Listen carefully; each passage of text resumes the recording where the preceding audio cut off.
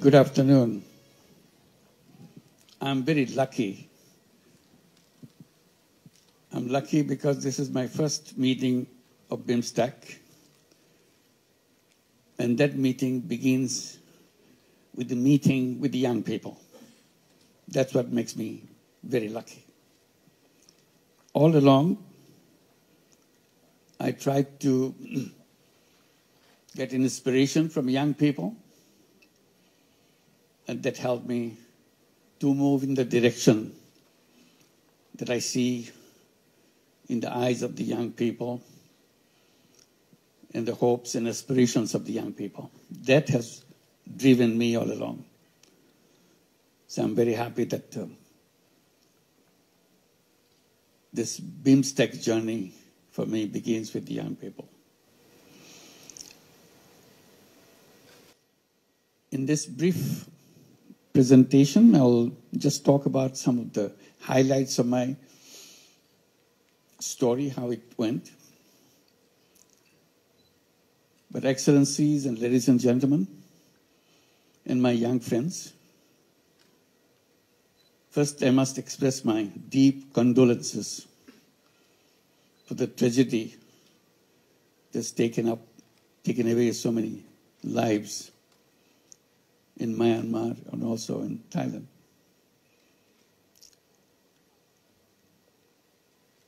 And this makes us aware of the limitation of our capacity to save people, and uncertainty, the way nature behaves, that we cannot track. We have a long way to go, how to make sure we understand the nature and get along with it, making sure we can save people from those uncertainties that confronts us. Bangladesh is also a part of the area which is prone to earthquake. Luckily, we have not hit by such tragedy in Bangladesh yet.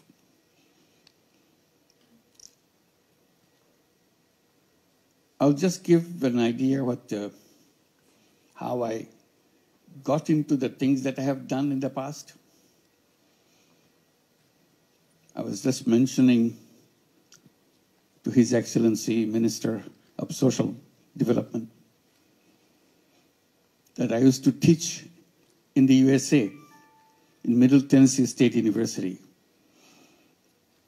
back in end of 60s and beginning of 70s. I was mentioning because I was surprised to see in my class, almost 1/3 of the class are Thai students. That's not what I expected when I began my teaching job. But I became very close to them. One reason was they are doing very bad in exams. Not because they're bad students. They're very good students. But they couldn't write in English. So I gave them a formula how we overcome that problem. That I'll say, you write in Thai, don't have to worry about it. Don't have to write in English. I'm not your English teacher, I'm your economics teacher.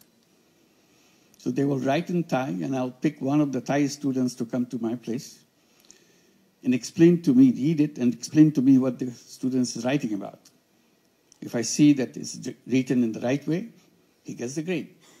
So I became a good friend of all the Thai students, of course. So that link lingered for a long time. And I left USA just because Bangladesh became an independent country in 1971. I left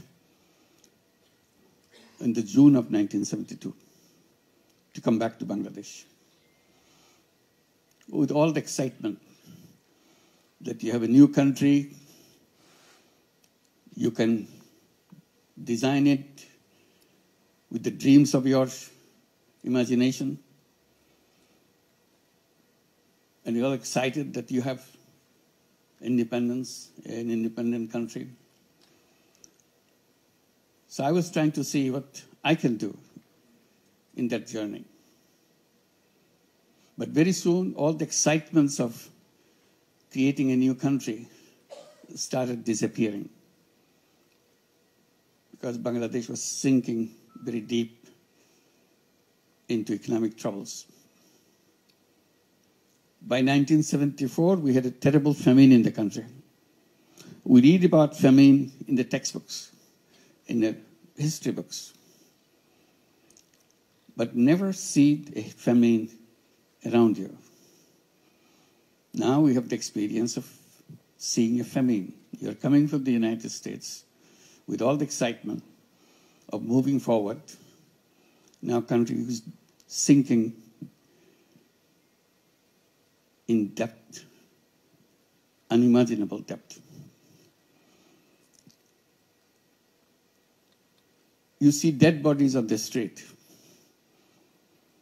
It's not a disease, it's not COVID-19 which made them die. It's just not being able to have a fistful of rice to keep them alive. So as a young person, you start wondering, what good is this university where I'm teaching is all about? You can teach all the brilliant theories in classrooms. Walk out of the classroom, you see dead bodies. So it unnerved me completely. I didn't know where to begin, what to do. I did little thing here, little thing there, didn't work. Then I decided, Bangladesh is too big for me. I'm a small guy. I can't do anything for whole Bangladesh. But I can do something for the village next to the university campus. This is a very interesting university, beautiful new university, but located in the midst of villages, not in the city, in an urban setting. So I decided this tiny village next to the campus is my Bangladesh. I'll do everything I can to make sure this village remains away from the deaths from hunger. Not only this year, next year, a year from now on. So all the imagination that you have with a good economic life, I tried to bring in my ideas, how to build this, create those situations in this village. I did little things again to see if I can be helpful to people. Then I realized the village is too big for me. I can't do anything for the whole village. So I started paying attention to individuals. That's a long story. When I started talking to the people in the village, get to know them, they look at me with suspicion because I'm coming from the university, which is just next door. But still, you're a kind of quote-unquote foreigner. Luckily for me, I could speak the local dialect. So that way, there was no language difference. So one particular event took me to take a next step. Woman I met, she was a victim of a loan shark. She did a wonderful job, but the benefit of her job is entirely taken away by the loan shark who provide her the money to buy the ingredients for whatever she's making. And the loan size was just over $1. That's a loan. But that $1 loan kind of made her into a slave labor. And instead of overcoming the problem, she became a slave labor because whatever she prepares, the condition of the loan shark is, you have to sell anything you produce to me at the price I decide. Imagine that. So in the conversation, I said, if I give you the dollar, can you produce and sell it in the market? She was not familiar with the market. She said, I can try. So that was my first loan I gave. Gave her $1. I said, you have to pay me back. But whenever you can, I'm not going to force you to do anything. And the results I got from her kind of made me think, if $1 can do such a thing, why don't I do more? And I still have lots of money in my pocket. I'm coming from the United States. I was teaching there for several years. My pockets are full with dollar. So that was the beginning. And it led to step by step, not only just lending money, but raising questions, fundamental questions. If this money, this dollar can change one person's life, and you get your money back, why don't we do more? I go to the bank in the campus. It's a newly built campus, newly built banking offices. I talked to the manager. He said, why don't you lend money to the people, poor people in the village? He was shocked. He simply argued, bank cannot lend money to poor people. They argued and argued. Nothing changed. I said, you know what? Your banking system is totally wrong. You are built in a wrong principle. The principle that you work with, the more you have, the more you get. So you're always looking for the guys who have more, so that you can give them more. I said, that's kind of reverse of the actual principle that you should have. Actual principle should have been, the less you have, the more attention you get. And my first responsibility is to go at your door to serve you. You don't do that. As a result, you create this problem for the whole village and for the whole country. Now I see it's the whole world. Same banking principle. The more you have, the more you get. If you have nothing, you get nothing. So stay there. The whole idea of transforming the society is killed right there. There's nothing wrong with people. They're full of energy, full of creative ideas. But the institutions are built in the wrong way. So I started becoming very vocal. Since I'm a university professor, I'm quoted in the press. I make it very, very sharp. People laugh at me. This crazy guy, don't understand any business, any banking. He keeps talking loud about something which cannot be done at all. Poor people need jobs, not money. I started answering that question. I said, money is more important than job. That became another root of my arguments. And I continue to do that. But for the time being, I'm saying, not only banks should be made in a way that it should be focusing, started doing business at the bottom first and then gradually move up. To make it more focused,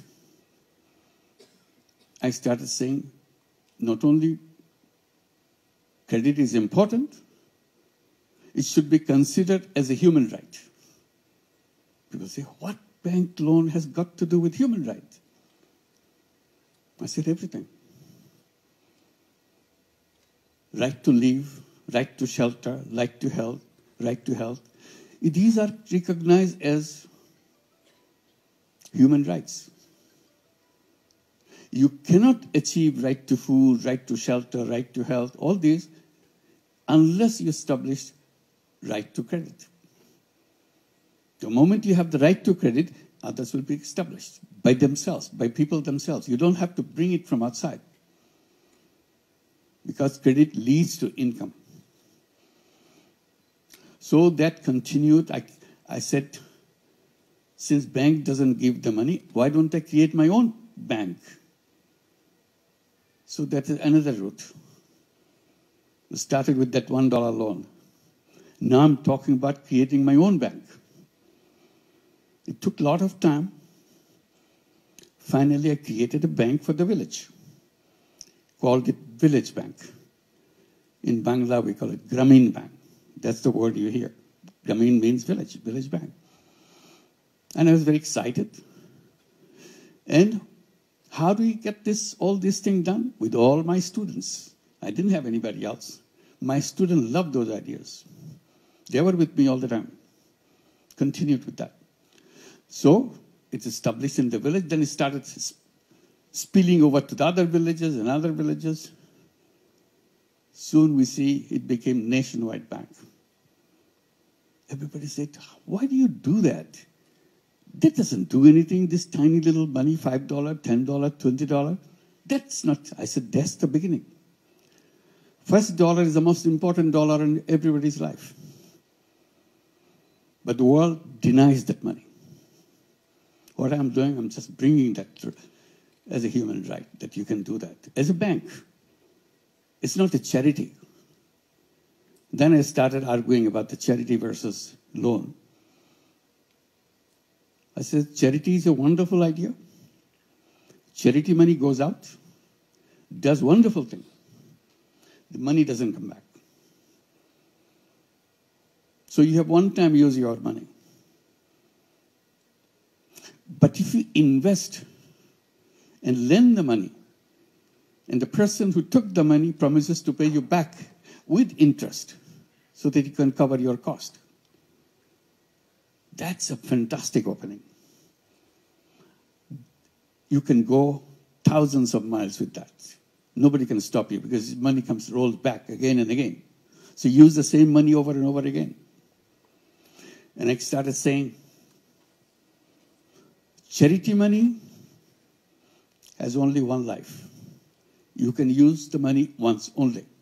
Money goes out, does a wonderful job, but never comes back.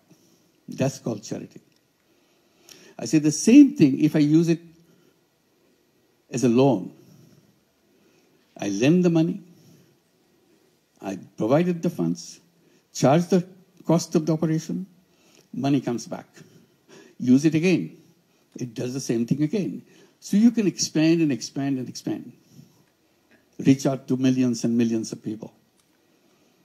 It's very difficult to argue such things in the environment where banking means you have to be providing collateral. I said collateral is the wrong idea. It's a wall built to deny poor people access to bank. That's the only purpose. How dare you say that? I said, say it because I don't have collateral in my system.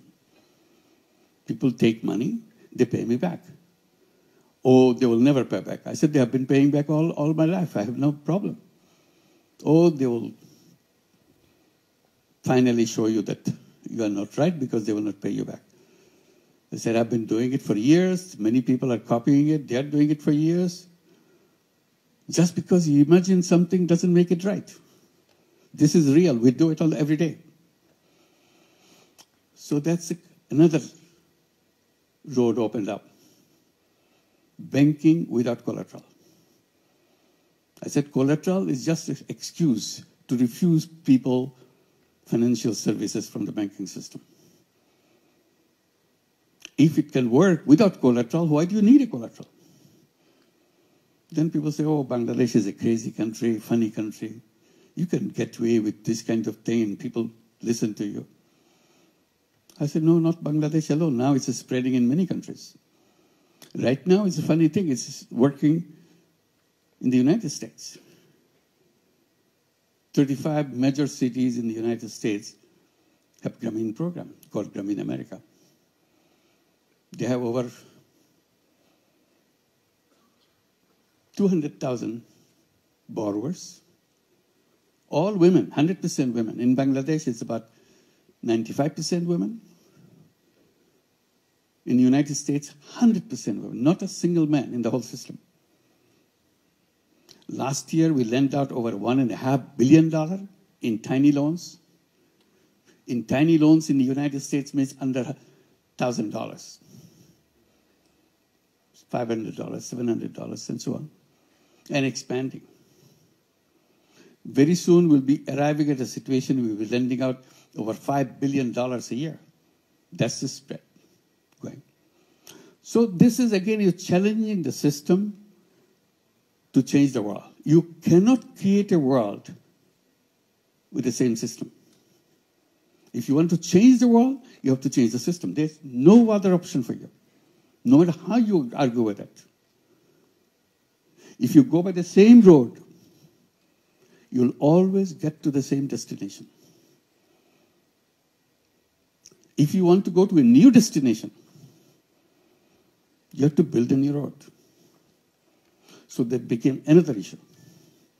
We continued with that, and when we have this system working in Bangladesh, we saw problems with children, healthcare, education. So we started adding these things. First thing we did about toilets. Poor families don't have any toilet. We said, if you are a Grameen Bank borrower, first thing we do, you must have a toilet. And we lend you money to build the toilet. They said, well, how do we pay it back? Don't worry. You pay a tiny, tiny little bit. So small that it doesn't bother you anymore. But over years, you'll pay us back the entire amount. So we built a company to produce toilet and install in every single house, the Grameen Bank family house. So toilet became an essential thing in Grameen families. And we had no problem with giving the money, spending the money, and getting the money back. Then we started giving them housing loans. Again, the same principle. We build a house, you build a house, we give the money, you pay over a long period. Then we started bringing healthcare through health insurance. You pay a tiny little bit, but you're covered under health insurance. Again, it pays it back. So we created lots of these little things, one after another. And in a sustainable way, in a financially sustainable way. They said, you must be getting lots and lots of foreign money to do all these things. I said, I don't take any foreign money at all. Grameen Bank resists foreign money. Many big international organizations wanted to give lots of money. I said, no, we don't need money. We have plenty of money. We are in a business. We generate our own money within a bank. Banking system is a very interesting system. It generates its own money. People come and put the deposits in the bank and use the money to give it to the people. And we are the most reliable bank in the whole country. We work in all the villages. People from the area, they come and put the money because no other bank. So we have lots of money coming in. Our problem is not shortage of money. Our problem was a surplus of money. They put the money in, but we don't know how quickly to expand your business because your business is fixed. It has to be poor women. They have capacity to take money is limited. So it's a very reverse kind of experience. So this is one area. We created all these businesses. We created these programs, turned into businesses. Toilet business, so it became a commercial business. We produced toilet and sell it to borrowers. Healthcare became a separate business. Housing became a separate business. So along the way, we created many businesses. And people keep asking, how many businesses can you run? You must be making a lot of money. I said, yes, it brings the money back, but we don't want to make any profit out of it. Another debate began. Debate is, how can you run a business not to make money? Because in our textbook says, you must maximize profit. if you want to be a business. And you're saying you don't want to make profit for yourself. I said, that's the difference. I'm saying I don't want to make profit for myself. Business makes profit. Profits is rolled into the business to expand the business, to reach out to more people, provide more services. It's self-reliant businesses. That became a debate. That you cannot call a business. I said, I'm an economics teacher, so you don't have to define what a business is all about. It's a perfect business. Simply, I don't take the money off the business into my pocket. That's all. Then it turns out a business. You have to make money. That's the business. I said, no, that's not what it says. It says you have to make profit, not put it in your pocket. No, you have to put it in your pocket. So that debate went on. Big experts in economics started challenging the whole idea. I said, okay, it doesn't fit into your idea of business. This is a new idea of business. So I needed a name to define it as a new business. So I started calling it social consciousness-driven business. When I mention it several times, it looks too long for me. So I simplified it, called it social business. What is a social business? Social business is a business to solve problems rather than make money for yourself. Oh, then this is not a business. Business is not supposed to solve problems. Business is supposed to make money for yourself. I said, this is a new kind of business. Do you have a problem with that? If you have a problem, you don't go do it. I have no problem, I do it. So I created social businesses. And one after another, we created many, many social business, became nationwide businesses. Very interesting thing is, some international companies, global companies became interested in the concept of social business. They wanted to build social business, taking us as a partner. So we agreed. So we kept Danone, Uniqlo, and many other such companies. So another class of business created, social business. Said the world is stuck.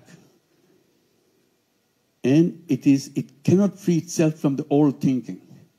In old thinking, you are destroying this whole world for yourself. I said, old thinking has created old civilization, which you are going through. And I repeatedly underlined that old civilization that we are going through, the present civilization that we are going through, is a self-destructive civilization. It will destroy everything. And that's the path we are going. If you want to survive as human being on this planet, I said we have to create a new civilization, which will be, the features of new civilizations has to be very clear. First condition of the new civilization, the businesses should not be greed-driven. So greed part has to be squeezed out in the new civilization. Greed will destroy us. Why? Because whatever, all the things that we talk about, we promise as a government to see this is what we're doing. Our country is moving forward, our GDP is growing and all that. Growth rate is so high. So what? All the wealth this is generated gets concentrated in few hands. They become richer, richer, and richer. And we call it development, we call it growth, we call it fantastic economy. But that's, you are planting the seed of your self-destruction. Unless wealth is shared, you cannot sustain a society. Concentration of wealth equals concentration of power. And you start concentrating power and deprive the power for the people in the ground, that society will collapse sooner or later. That's it. This is one reason why the civilization cannot sustain. On top of it, we are destroying the planet through environmental side. We created the world where consumption is the king. You buy, buy, buy, consume, consume, consume. and in the process, create waste and waste and waste. If not anything else, the whole waste that we generate every day will put us into grave of waste. I said we have to redesign our lifestyle. Lifestyle is not about continuous process of creating waste. Life is about preservation. Life is about protection. So I continued on that. Then finally I came out with one idea, put it in a kind of capsule format. Said we have to create a civilization of 3 zeros. 3 zeros. 0 net carbon emission, 0 wealth concentration, 0 unemployment. And unemployment not because everybody has a job. The way I interpret unemployment, I said, human beings are not born to work for anybody else. The economic system that we are taught, is again put onto a wrong footing. We are asking everybody to find a job.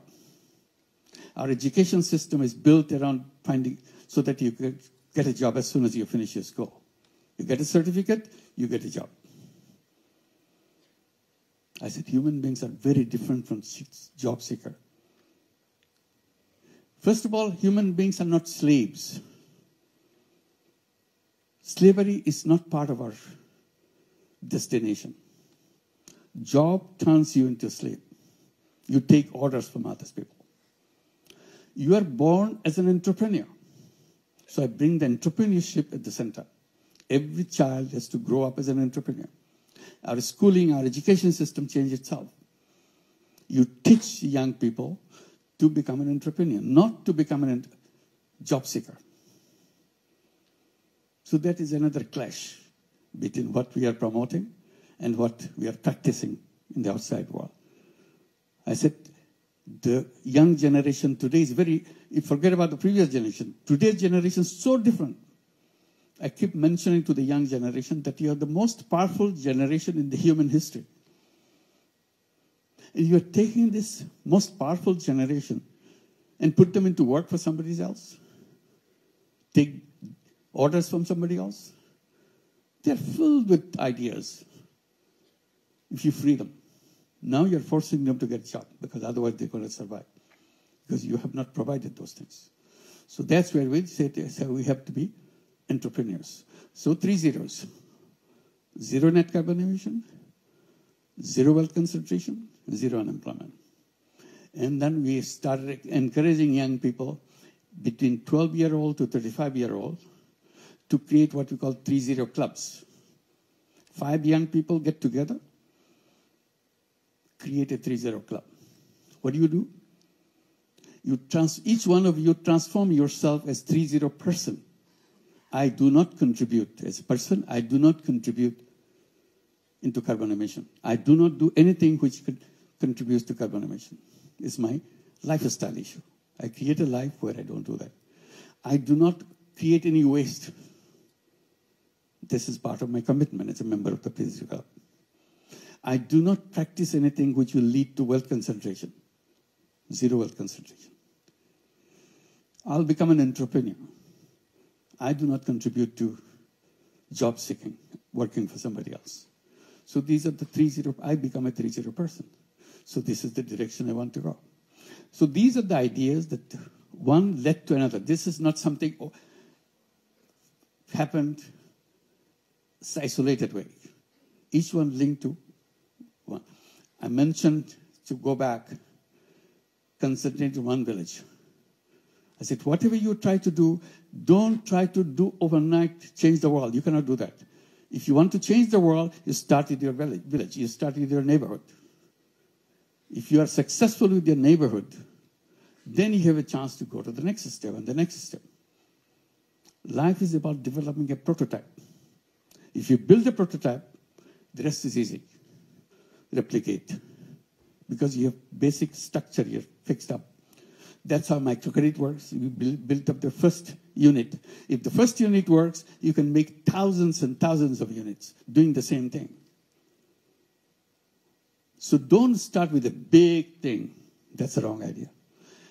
Always start with the smallest thing possible. Figure out what the smallest thing is all about.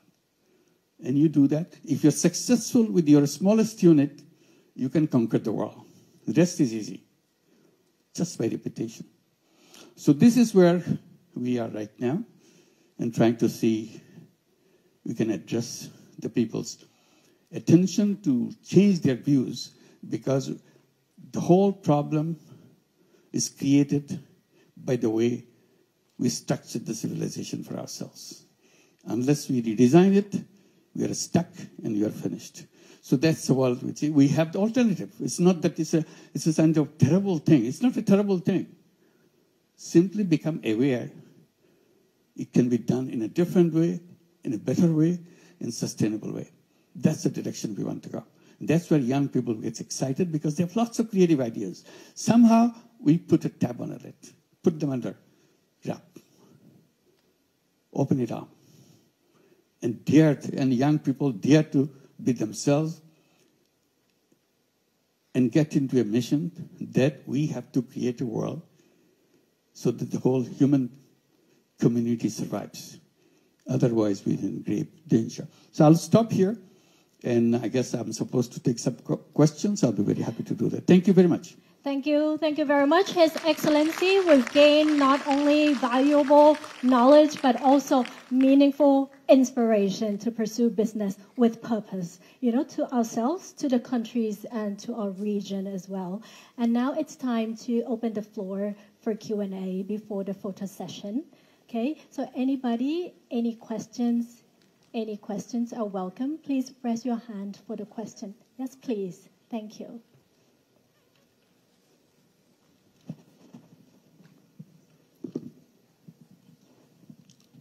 Okay. Hello, Your Excellency. My name is Jenny Starr. I am economic researcher specialized in international policy. First of all, thank you for your inspiring speech. It's quite meaningful for me. Today I have two questions. The first one is, nowadays there are many young generation who want to create a social impact, but they are struggle with funding, so they can't expand their social campaign. So in your opinion, how could they overcome this kind of challenge? And the second one is, as the leader of Bangladesh, do you think how the government sector could create a more friendly ecosystem for young innovators, especially in social enterprise? Thank you. Well, the second question first, how to make it friendly government, is very difficult. It's not easy. We are hoping, at least in Bangladesh, we can move in that direction. Because the people's perception in Bangladesh government is a kind of a terror machine. You create trouble for them. The purpose of the government is to create trouble. Not solve your trouble, but to create new trouble for you. So if you see a government guy, you stay away from him. And that's completely counter to the whole idea of government. So it needs overhauling of great magnitude to make sure that you become. So when you see a government guy, you feel relieved that, okay, I have a government guy next to me. I'll be protected. It takes a lot of practicing, a lot of redesigning inside the government. Hopefully someday we'll be able to do that. On the question of finance, my entire story is about finance. And I'm saying that we are not waiting for money. See? We are not saying, give me some money. We have our stories after stories where we defended ourselves from billions of dollars of money coming to us. We said, please don't give us, don't destroy us. We are okay. So it has to be reversed. You should be generating your funds, creating things. And there I suggest the one idea, social business. CSR. Many companies have CSRs. We can go and describe to them. We're giving money, giving it away to help people. Why don't you invest in a social business fund? so that people can take this money, create social businesses, and return the money into your fund, and you contribute to fund each year, it becomes big. You are not doing anything extra. And instead of giving it away, you are keeping it, and it's growing. And we benefit from it. Because companies are supposed to give it away. That's a CSR money. Simply you are saying you can do it other way. You can say half the money you put in a social business fund, half you give it away. See which one works better for you. If you like this one better, gradually you'll pull all the money. And then you can, in addition, if you like it, in addition, you become a partner in a social business. Healthcare could be a fantastic social business. Everybody needs healthcare. And this is the most difficult thing to get in most of the countries. I said, why don't we create social businesses? During COVID-19, we have gone through a big fight, global fight, to make vaccine patent-free. Just patent-free. We're not saying give it free. Patent-free. Patent means you protect the right for yourself. You can charge any amount you want. It's a monopoly right. Take away monopoly. You sell the product at the price which you have to charge. Because it's a question of people's life. We had a global fight for this. Fighting taken to the WTO, because that's where final voting takes place. It needs every nation's concurrence. When everybody says yes, then only then it could be removed. In the final count, when after a long battle around the world, final count, 10 countries stayed away, didn't vote. So patent stayed. As a result, COVID-19 vaccine went to rich countries in extremely high prices. Companies made billions of dollars, and they're gloating with happiness, giving big captions. So many billions of dollars earned by this, so many billions of dollars here. I said, that's a shame. You're making this money at the cost of people's lives. Many people, millions of people in the world didn't have access to vaccine because they will not allow this vaccine without patent right. If patent right was removed, many countries will produce this, and it will be available everywhere. So ever since we are campaigning pharmaceutical companies to become social business companies. Today you pay a penny for your medicine, in the production of that medicine, you charge to the consumer $1 for that. Nobody can stop that. It's a free market. So I said only escape from that is to create social businesses. Where would the social business come from? From me and from you. If you agree, we do that. Nobody can stop us. It's a business. Only thing, we don't overprice it to make money for ourselves. Because social business doesn't have any room for making personal money out of the business. So that's it. So this is the way to go. It can be created. Money should not be a barrier. It's a kind of, again, creative way of thinking how to make it possible. Make contracts with the people. I delivered this, you give me this, I delivered this. That's it. Thank you. Thank you. Thank you very much. And please feel free to engage with Professor Yunus. Thank you. Please. The lady in the middle, please also introduce yourself and your organization. ตรงกลางสุดขาวค่ะ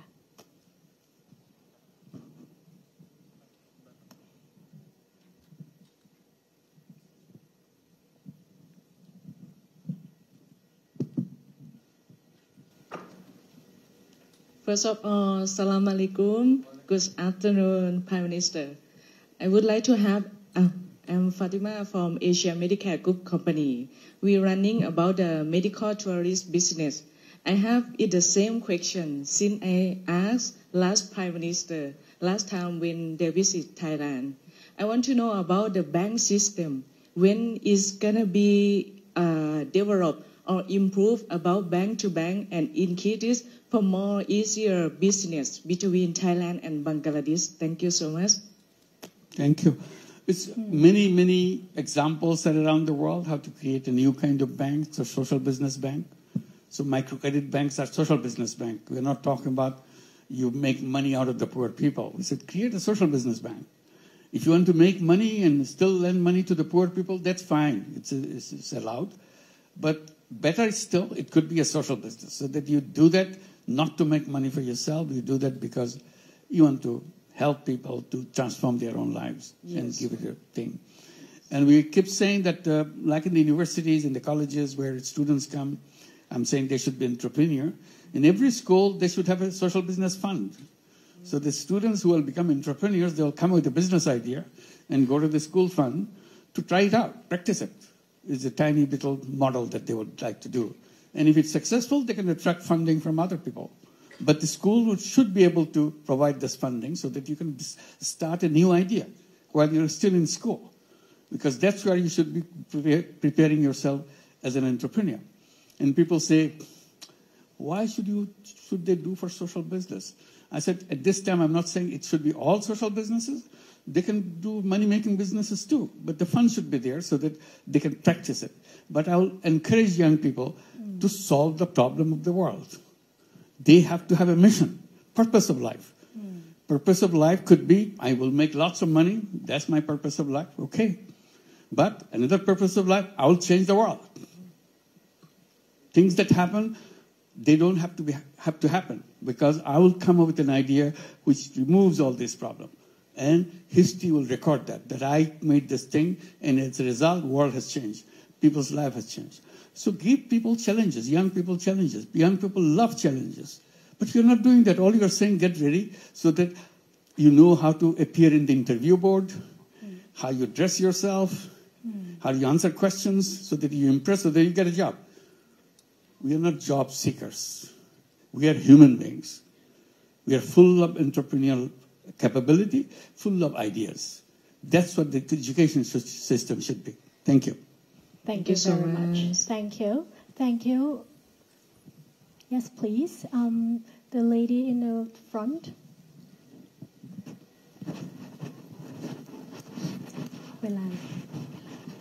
Sorry, I can't see anybody. So I hope there's some light in the middle. Good afternoon, Your Excellency. I'm Asleisha Karki. I'm representing Nepal for today's program as well.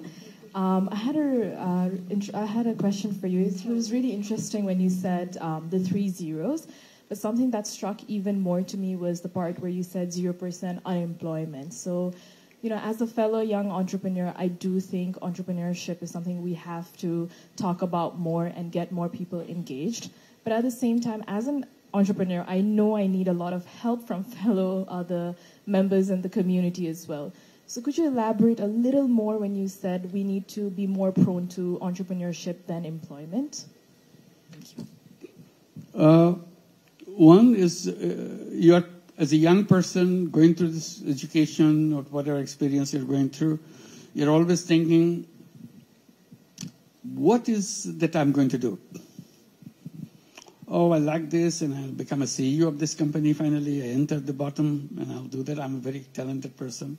So that is very attractive. Or I see this problem. People work very hard, but they don't get the return that they should get because of the system, the banking, because of the system, the legal system. They're pushed away from the mainstream. So I'll create something so that they will go very easily with a happy life. I'll come up with an idea which will transform their life. If I can transform one human being's life, my life is worth living. If I can do it for many, many, of course, that's what I'll feel happy that I have done something which touched people's lives. Otherwise, I can do things, I make money, have a big, exciting life for myself, but people have nothing to do with you. You never held anything to do with anybody. So you have to choose which one you're looking for. So one of the purpose of education is to find your purpose. See, in the entire education system, there's nothing called what is the purpose of your life. They will make you expert in everything, but never ask the basic question, why I'm here? What am I supposed to do? Do I have choices? How do we choose my path? I think that will be the first question in the education system. The day you enter grade 1, what is the purpose of my life? And I search for it as I go. And I battle with my colleagues. I tell my colleagues, this is what I do. My friends in the class say, no, I want to do this. Other friends say, no, I want to do this. And my ideas keep changing. Next class, I'm much mature. I know what I want to do. But still brighter ideas keep coming in the debates and so on. Because this is a fundamental question each class asks itself. And we record it. So the next year we read that, what we used to think about last year. Has anybody changed his mind? Yes, I've changed my mind. This is what I want to do. Record it. So as we go, how our minds develop. Ultimately, I have to find the purpose of my life. It's a very short period. It's not a long period. But within that short period, I have to reach the goal of my life. Making money cannot be a goal of life. But if you want, put it there. I want to make money. Go ahead. But you listen to others, what they want to do. I want to change the world. I don't like the way it happened this way. I don't like the way I don't like the war. I don't like this. I want to create a world of like this. That's what it will happen. Imagination. That's the key word for every young person. Imagine. Imagine the world that you want to have. Imagine what you want. That's the part of your growing up. By the time you're mature, you're ready to go, you have your ideas matured. If you imagine, whatever you imagine, it will happen. If you don't imagine, it will never happen. Imagination is a big part. That's the most important ingredient in every single human's life. Imagination. Thank you. আপনার স্বপ্নগুলো আকাশ ছুবে প্রবাসীর হেলিকপ্টারের মাধ্যমে। বিয়ে, জন্মদিন অথবা যে কোনো বিশেষ প্রয়োজনে হেলিকপ্টার ভাড়া করতে যোগাযোগ করুন স্ক্রিনে দেয়া নম্বরে। প্রবাসীর হেলিকপ্টার, নিরাপদ ও সাশ্রয়ী বাহনের বিশ্বস্ত নাম।